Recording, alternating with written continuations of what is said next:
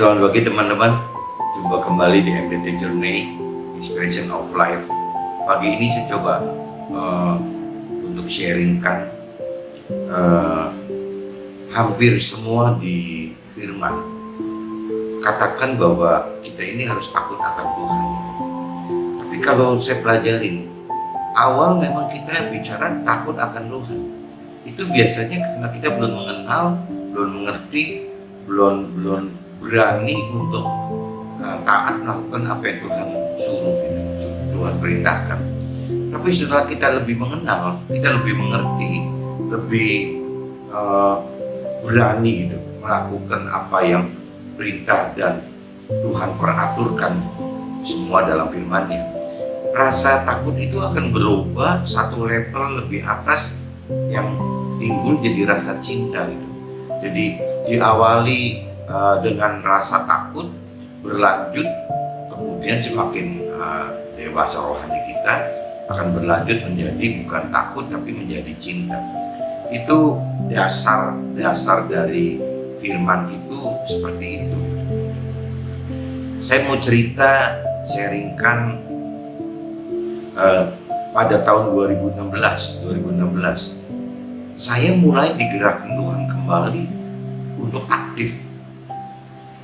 Padahal saya sudah berdiam diri, ikutin apa yang ada di hati saya gitu dari tahun 2003. Berarti praktis dari 2003 sampai 2016 itu kan 13 tahun berjalan gitu. Maksudnya saya berdiam diri itu bukan maksudnya jadi saya bertapa di satu tempat, enggak gitu. Jadi saya tetap lakukan aktivitas seperti biasa. Saya juga dari pagi sampai siang ngantor gitu. Tapi maksudnya berdiam diri tidak aktif itu ya maksudnya tidak aktif di operasional gitu. Saya tidak masuk ke dalam fungsi operasional.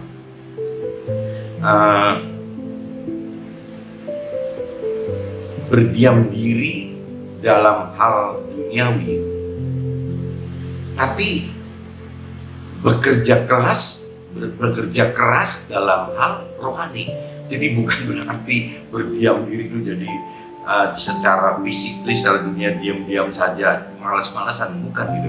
Jadi saya berdiam diri dalam hal duniawi, tapi saya bekerja keras dalam hal rohani gitu. Coba saya bayangkan ya, kalau saat saya lebih kenal Tuhan, jam tidur saya sontak yang biasanya tidur jam 2, jam 3 pagi, sekarang sontak jadi berubah 120 derajat gitu. Saya bisa tidur jam 9, jam 10 malam saja, saya udah ngantuk gitu. Karena saya terbangun pasti jam 3 sampai 3 atau 4 pagi subuh. Jadi kalau di total jam tidur sebenarnya ya 6 jam, bahkan kadang-kadang kurang dari 6 jam. Jadi bukan berarti saya tidurnya sore itu jadi bisa tidurnya lebih dari 6 jam, tidak, karena saya bangunnya subuh gitu, jam 3-4 saya udah bangun. Itu rata-rata seperti itu. Sekali-kali ada yang tidur sampai jam 11-12 ada, sekali-kali bangun juga ada yang terlambat jam 4 gitu. Tapi kayaknya saat ini untuk bangun lebih dari jam 5 itu udah nggak bisa gitu, udah tidak bisa karena udah terbiasa bangun subuh gitu. Jadi saya ingetin lagi bahwa berdiam diri dalam hal duniawi itu beda dengan berdiam diri dalam hal rohani gitu. Karena dalam hal rohani hampir 24 jam kita bisa aktif gitu. Kalau duniawi kan tidak, jam aktif kita mungkin jam 8 sampai jam 4 sore gitu. Itu kan jam normal gitu, jam normal kerja. Kalau saya di sini berarti hampir full 24 jam ya saya bekerja dalam hal rohani, bisa keras, lebih berat dan sulit dibanding duniawi gitu. Kerasa sekali, beda sekali gitu. Jadi jangan bicara berdiam diri di kaki Tuhan itu seolah-olah kita jadi malas. Saya pikir tidak malas, kita akan lebih giat gitu, lebih rajin untuk melakukan segala hal memang yang lebih fokus ke urusan berbau rohani. Nah, kalau saya urut jam kehidupan saya itu sebelum 2016 ya, maksud saya cerita 2003 sampai 2016 gitu. Saya cerita dari pagi, saya jam 3 jam 4 terbangun. Saya sampai jam 7, mungkin kurang lebih jam 7 atau jam 7 lebih dikit gitu. Saya isi aktivitasnya itu kan hampir 3 sampai datang 4 jam kan. Kalau saya bicara bangun jam 3 berarti saya bisa 4 jam gitu berdiam diri di kaki Tuhan. Tapi kalau cerita saya bangunnya jam 4, mungkin saya 3 jam berdiam diri kaki. Nah terus ngapain gitu selama 3-4 jam berdiam diri subuh sampai jam 7 untuk berangkat persiapan ke kantor. Berdiam diri itu ya bisa dengan activity berdoa seperti pada umumnya orang berdoa, berdialog dengan Tuhan. Dan harus ada momen juga berdiam diri, maksudnya menunggu dengar suara Tuhan, karena di firman katakan suara Tuhan itu lembut sekali, pelan sekali gitu. Jadi kalau kita tidak subuh-subuh hening mendengarkan apa yang Tuhan bisikan, itu roh Tuhan bisikan, tidak bisa. Jadi memang roh Tuhan itu bentuknya lembut sekali, bisa berupa bisikan yang kita mesti sediakan waktu untuk mau mendengar gitu. Lepas terjawab atau tidak terjawab, lepas mendengar atau tidak mendengar, tapi kita spare time gitu untuk berusaha mendengarkan suara Tuhan. Tuhan mau pesan apa? Ketiga, saya juga baca firman. Baca firman itu bisa, kalau lagi getol mungkin bisa 6-8 pasal mungkin. Tapi paling sedikit 3 pasal saya baca sampai 6-8 pasal gitu tiap pagi. Itu kan sudah makan waktu. Dan dengar khotbah itu kalau satu seri aja hampir sejam. Jadi kalau saya bisa dengar waktunya belum nyampe, saya bisa dengar 1 khotbah atau lebih dari 1 khotbah. Nah, menjelang jam 5:30 pagi, saya pikir keluarga dan teman-teman logikanya sudah harus bangun lah. Masa jam 5:30 pagi belum bangun? Nah, saya 5:30 itu biasanya mulai kirimin sharing firman gitu melalui HP saya gitu. Saya paksain orang mau keluarga atau teman mau suka atau tidak suka, saya kirimin firman terus gitu. Terserah. Jadi saya cuma ngeliat dari saya pribadi melakukan apa yang Tuhan perintahkan. Masalah keluarga atau teman mau atau tidak mau, itu urusannya Tuhan, bukan urusan saya gitu. Saya pokoknya mau untuk menyebarkan seperti ini. Mungkin teman-teman juga bisa contoh mungkin ya. Jadi jangan pikir nanti keluarga bisa terima nggak ya dengan sharing firman kita, teman-teman bisa terima nggak dengan sharing kita. Rasanya kalaupun mereka nggak terima, mungkinnya tidak dibuka, mungkin cuman dilompat cuman gitu aja. Saya pikirnya begitu. Tapi kalau buat posisi saya, itu mendisiplinkan saya melakukan apa yang Tuhan suruh gitu. Bentuknya karena saya bukan rohaniawan, ya jelas tidak bisa katakan coba beritakan firman Tuhan atau kebenaran Tuhan sampai ke ujung bumi. Nah, saya bukan rohaniawan. Ya saya bicarakan dari sisi yang saya sebagai pengusaha, saya sebagai pekerja, saya di marketplace gitu, di sekuler gitu. Ya saya sebisa saya paling kalimat inspirasi, saya sharing kalimat inspirasi atau saya sharing kesaksian, yang paling cuma bisa begitu. Nah, sharing firman itu atau sharing kesaksian itu biasanya saya cross gitu. Apa yang saya baca di firman, saya juga bisa jadi materikan, bisa juga apa yang saya alami, saya cross dengan firman. Nah, itu juga saya bisa sharingkan gitu. Jadi bentuk sharing atau kesaksian itu ya berawal dari situ. Nah, kalau cerita aktivitas di kantor jam 7 kan saya selesai nih, saya preparation gitu untuk mandi segala macam gitu tuh. Terus berangkat kantor, rata-rata saya sampai kantor jam 7.30 gitu. Saya sarapan ringan aja di rumah, saya masuk kantor jam 7.30 biasanya udah standby, dan itu paling pagi karena kerjanya kan jam 8.30, jadi saya selalu 1 jam di depan gitu. Saya contohkan seperti itu. Nah biasanya jam 7.30 sampai jam 12 itu nanti ibu jam 10 itu datang. Nah ibu itu tunggu saya jam 12 ya untuk makan bareng gitu, makan bareng-bareng. Jadi untuk saya pribadi, saya aktif di kantor itu jam 7.30 sampai jam 12. Sebenarnya fungsinya hanya apa? Karena saya kan fungsi komisaris gitu, jadi saya cuma menandatangani surat-surat yang diperlukan karena tidak bisa diwakilkan, atau sekali-kali memberikan kebijakan, atau sekali-kali memberikan arahan operasional. Dan lucunya sebenarnya kalau ditanya kerja saya apa dari setengah 8 sampai 12, sebenarnya kerja saya ya sharing firman gitu, ya dengar khotbah. Kerja ini saya tuh itu sebenarnya dari 2003 sampai 2016 gitu. Jadi saya tidak melakukan operasional langsung di lapangan, saya cuma tugasnya ya menandatangani surat-surat yang memang tidak bisa diwakilkan, atau memberikan kebijakan atau arahan saja tanpa masuk dalam operasional. Nah, tunggu sampai jam 12. Setelah jam 12 sampai jam setengah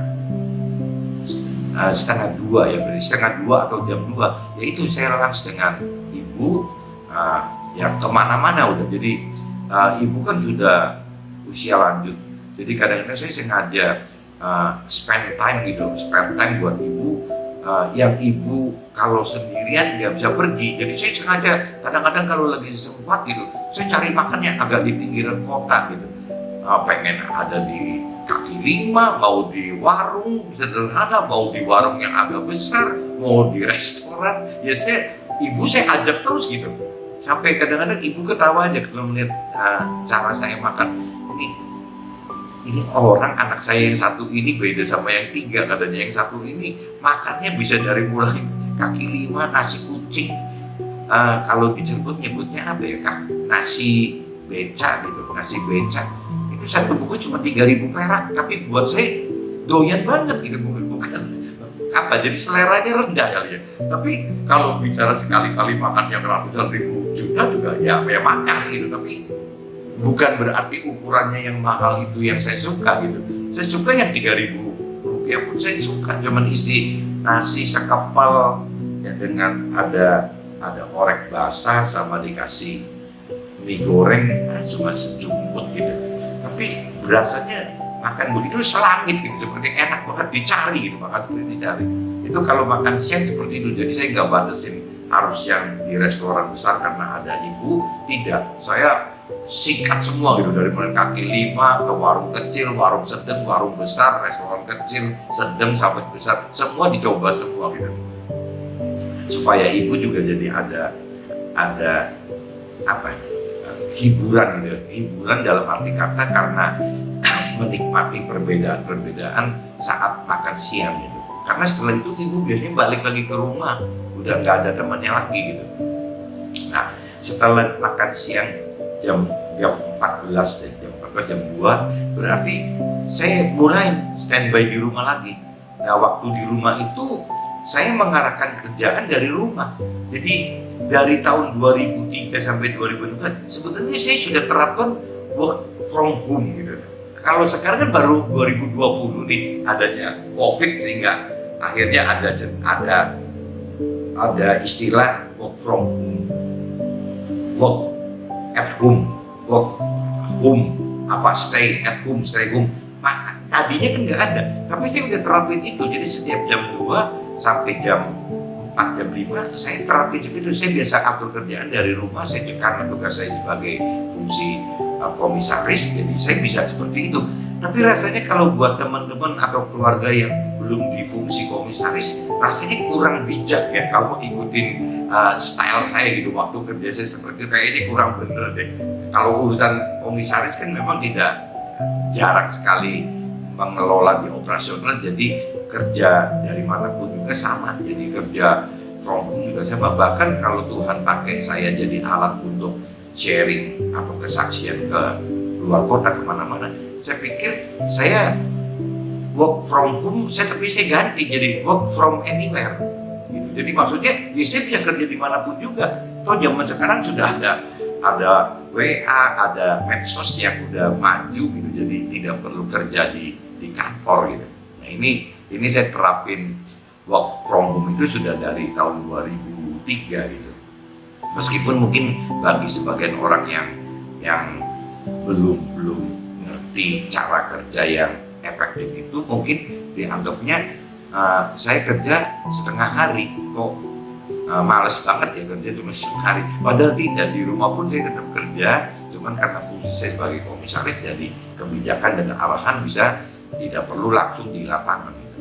Nah setelah nyampe jam 17 saya ada satu, kayaknya Tuhan yang kirim deh, ada satu pelatih fitness di Cirebon mungkin yang paling populer gitu, di kota saya paling populer. Nggak tahu, jadi dia seperti dia beranggapan saya itu mentor rohani dia. Dia kan pergaulannya tadinya nakal sekali gitu. Nah setelah bareng saya 4-5 tahun, dia berubah drastis gitu. Jadi hubungan dia dengan keluarganya, dengan istrinya itu dengan keluarga dekat sekali gitu. Jadi dia ngerasa bahwa ikut ngelatih saya itu bukan satu hal yang terkait dengan uang gitu atau dengan kewajiban, tapi memang kebutuhan untuk sharing gitu. Sharing, padahal dia muslim loh, saya kan Nasrani gitu. Tapi ya selama kita bicara langsung dari sisi Tuhan Allah yang di ujung gitu, rasanya oke aja sharing seperti ini gitu, masih bisa keterima dan membawa dampak yang positif. Saya latihan fitness itu dari jam 5 sampai jam setengah 7, itu seminggu tadinya 6 kali, dari Senin, Selasa, Rabu, Kamis, Jumat, Sabtu gitu. Nah sekarang saya robah menjadi cuma 4 hari saja, yang 2 hari saya pakai untuk berenang dan untuk yang lain-lain gitu. Jadi saya cuma 4 hari dalam 1 minggu. Nah setelah selesai fitness jam 18.30 sampai setengah 8, dan jam setengah 7 sampai setengah 8 ya shower gitu kan, mandi, dinner. Nah biasanya kadang-kadang kumpul, ketemu istri, ketemu anak-anak ya, ketemu mantu gitu ya, kita ngobrol-ngobrol. Dan kalau udah selesai ngobrol, biasanya saya masuk lagi ke ruang baca, saya dengar berita.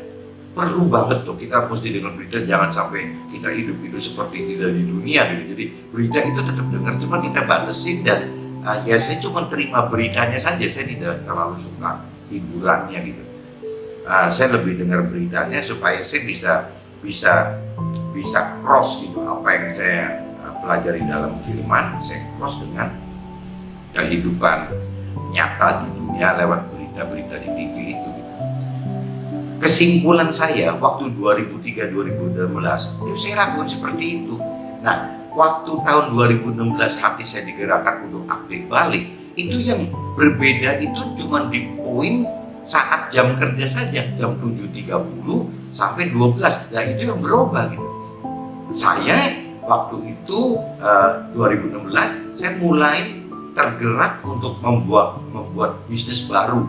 Jadi saya tidak melanjutkan usaha yang istri, anak-anak dan mantu saya kerjakan. Saya malah bikin terobosan bisnis di luar itu gitu. Saya pengen bisnis yang kira-kira waktu nanti kalau Tuhan pakai saya harus keliling kota, bisnis itu tetap harus bisa jalan gitu. Jadi saya coba cari dan tanya Tuhan, bisnis apa Tuhan yang bisa seperti itu. Nah akhirnya saya sudah mulai merintis bisnis-bisnis yang bukan otomotif gitu, karena basic bisnis saya kan semua otomotif gitu. Jadi nah sekarang saya coba terobosan bikin bisnis baru yang non otomotif, yang bisa kerja dari luar kota pun bisa terjadi. Mungkin saya bisa gerakan vendor-vendor saya, mungkin saya juga bisa salesnya lewat medsos gitu.